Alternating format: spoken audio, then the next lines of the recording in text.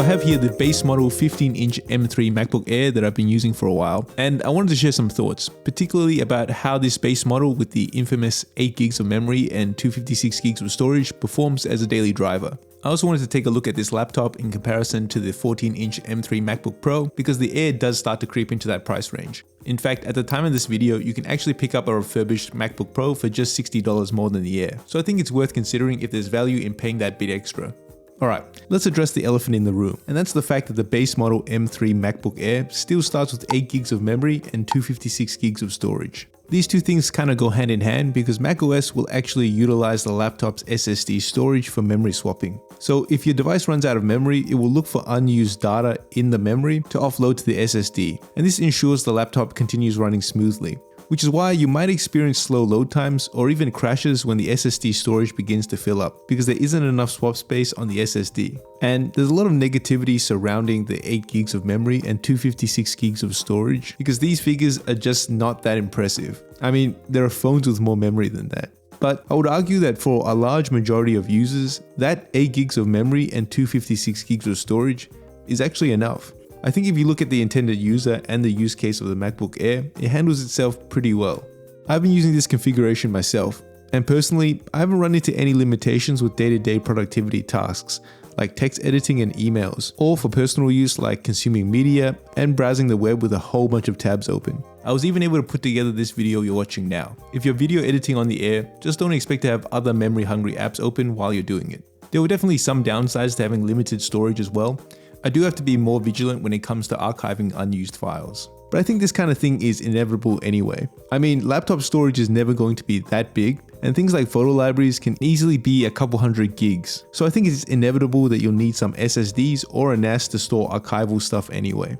That being said, if I take my video files out of the equation, I am still able to store a decent amount of documents on the MacBook Air. If you're dealing primarily with text documents, PDFs and spreadsheets, you could definitely live with 256 gigs of storage. Am I happy that the MacBook Air still starts with 8 gigs of memory and 256 gigs of storage? No. But I wouldn't go as far as to say that you absolutely need to upgrade if you're looking at a MacBook Air. In my experience, it's still been a pretty capable machine, and you just need to ask yourself, how much are you actually going to store on your MacBook? And whether your workflow actually is intensive. Because I suspect that a lot of people won't actually need that upgrade. Alright. Connectivity wise, I do think the ports on the MacBook Air are a bit lacking. On the left you have a headphone jack, and on the right there's a MagSafe port and 2 Thunderbolt ports. And that's it.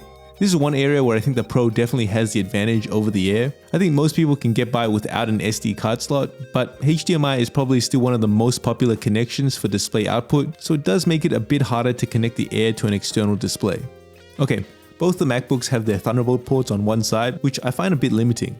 Sometimes the layout of the desk doesn't quite work out, which means connecting the MacBook can be a little awkward.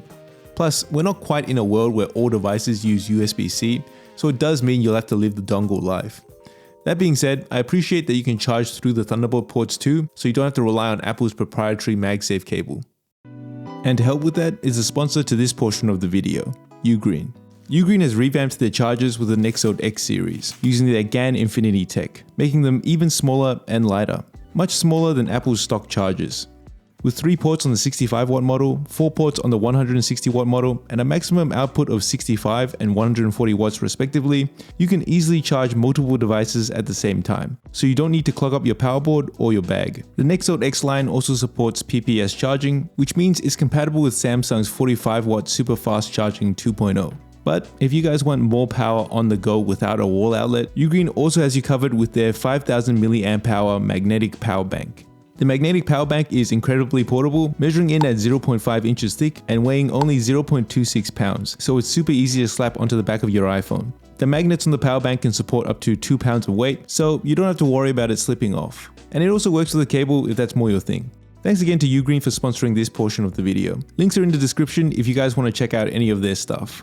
Alright, I think one of the biggest upgrades for me in terms of using the MacBook Air as a productivity device is also the fact that you can now run up to 2 external displays. On the previous MacBooks with the base Apple Silicon chips, including the MacBook Pros with the M3 chip, you were only able to run 1 external display along with the inbuilt display. But this time around, you now have the option to run 2 external displays when you have the lid closed. I think Apple Silicon chips were always capable of running that extra monitor. I mean, the Mac Mini is capable of running an extra external monitor compared to the MacBooks, but for whatever reason, Apple has always reserved a spot for the inbuilt displays. But they're not doing that anymore, and that's great. An extra monitor means a whole lot of extra screen real estate, which for me has been super practical when it comes to work, just to be able to refer to multiple documents simultaneously. And for things like video editing, I can now have the timeline open along with my notes. It's definitely been a change I have been appreciating. Alright, let's talk performance. The 15-inch MacBook Air that I've been using has the 8-core CPU and 10-core GPU version of the M3 chip, which is the same chip found in the base MacBook Pro. The main difference between the two systems that affects performance is that the MacBook Air is a completely fanless system, while the MacBook Pro isn't. So being a fanless system does have its advantages. No fan means less weight, there's one less point of failure, and less components means a slimmer chassis. But the downside is that there's no real way to cool down the system besides throttling the power to the CPU, leading to less performance. But does the MacBook Air actually lose out by not having a fan? Well, looking at Geekbench 6 scores, which simulates day-to-day tasks, we see very similar results, with the MacBook Pro only outperforming the MacBook Air by roughly 1%. It's only when we look at the more intensive tests like Cinebench and Wildlife Extreme where we start to see a difference because of the prolonged workloads, where the MacBook Air just isn't able to deal with the heat.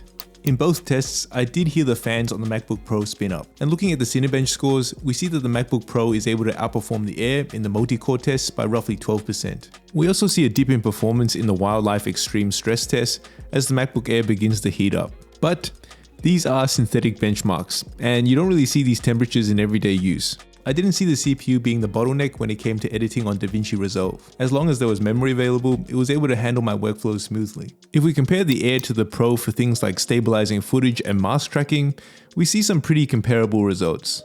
It's only when I was exporting videos that had some fusion compositions where I saw any noticeable differences. That being said though, I don't find small changes in render times affects my workflow too much because I'm normally off doing something else. For me, scrubbing through footage, stabilizing footage, and mask tracking are more important because I have to stop editing to wait for those processes to finish. Okay, when it comes to the design of the MacBook Air, the thing that really stood out to me for sure was its portability. It's the same chassis as last generation's M2 MacBook Airs, which means it's a super slim design at a thickness of 0.45 inches and a total weight of 3.3 pounds. Comparing it to the M3 MacBook Pro, they come in at roughly the same weight, although you do get a bigger 15-inch display on the Air. For anyone following this channel, you'll know I use a 16-inch MacBook Pro as well, but that weighs in at 4.7 pounds. That's a 40% increase in weight, and you definitely notice it. The Air's weight makes it so much more comfortable to use on the couch, in bed, or when you're carrying it outside of the house. And the good thing is it does this without sacrificing on build quality. You know, it still has that aluminium body, so it's a really solid feeling device with little to no flex at all. The only things I will point out is the strange noise that happens when you press on the body above the keyboard. And I don't know if it's because of the thinness of the chassis and how the keys sit, but the keys on the MacBook Air are a bit looser compared to the MacBook Pros. It does change the typing experience a bit. The keyboard on the Air doesn't feel as nice and tactile as the Pros. Okay, for media consumption, the MacBook Air has a really nice looking display and great sounding speakers. The display is a 15.3 inch 2880 by 1864 liquid retina display. Colors are vibrant, and at 500 nits of brightness, I didn't run into any issues seeing the display indoors. Outdoors, it does get a bit hard to see on a sunnier day. The speakers are great with a great level of clarity, and they get pretty loud too. They can easily fill up a room. If media consumption is really important to you though, this might be an area where you might want to look at the Pro. The upwards firing speakers on the Pro are just a bit clearer than the backwards firing speakers on the Air. Plus the blacks are much deeper on the Pro's display because it uses Apple's XDR display. Unless you prefer a bigger screen, I'd say the display on the MacBook Pro looks better. Alright, that's been my experience with the 15-inch M3 MacBook Air. Despite having only 8 gigs of RAM and 256 gigs of storage, I think it's actually a pretty capable machine. I was definitely able to do day-to-day tasks, media consumption, and even video editing on the M3 MacBook Air. I'd only really recommend upgrading the RAM if you're doing more intensive work like heavy multitasking while video editing, and maybe opting for the MacBook Pro if you need the extra ports or want the very best for media consumption. Alright, that's it. Don't forget to like and subscribe, and I'll see you guys next time.